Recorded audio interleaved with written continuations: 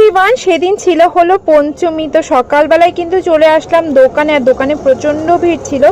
আমাদের তো জানোই তোমরা যে আমরা সেলাই মেশিন সেল করি, যার জন্য সকালবেলা কাস্টমার চলে এসছে। তো ভাই কিন্তু ওটা গোডাউনে দিতে গেছে, মানে আমাদের বাড়িতে গোডাউন, সেখান থেকেই কিন্তু মেশিন ডেলিভারি দেওয়া হয়।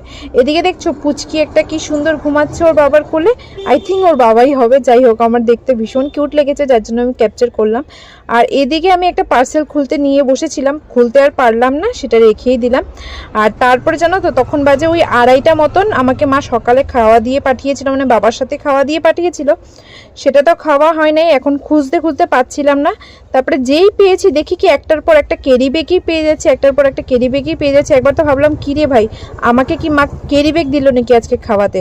তারপরে তো ফাইনালি খাওয়াটা পেলাম। অ্যাকচুয়ালি একটা সবজি বিক্রি করে একটা আন্টি আছে আমাদের চেনা জানা, তো ওর তো অনেক ক্যারি ব্যাগ লাগে, তো মা সব ক্যারি ব্যাগ জমিয়ে রাখে আমাদের, মানে আমাদের বাড়িতে যত ক্যারি ব্যাগ আসে তো ওকে তারপরে মা সব একসাথে করে দিয়ে দেয়।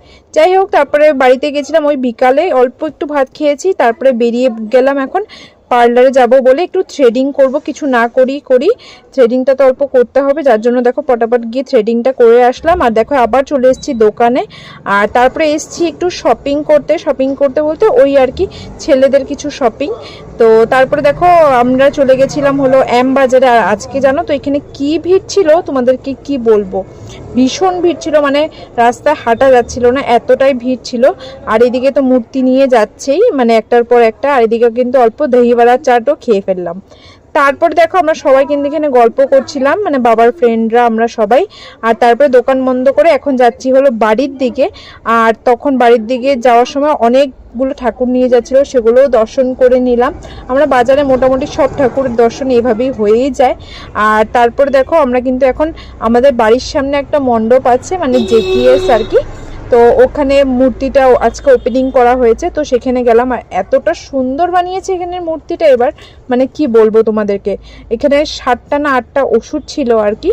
তো এটাকে নাকি মহিষাসুর বলেন না কি আমি জানি না ঠিক এই ব্যাপারটা, বাট গুনছিলাম আমি দাঁড়িয়ে দাঁড়িয়ে, ভীষণ সুন্দর হয়েছে, একটু অন্যরকম করার চেষ্টা করেছে।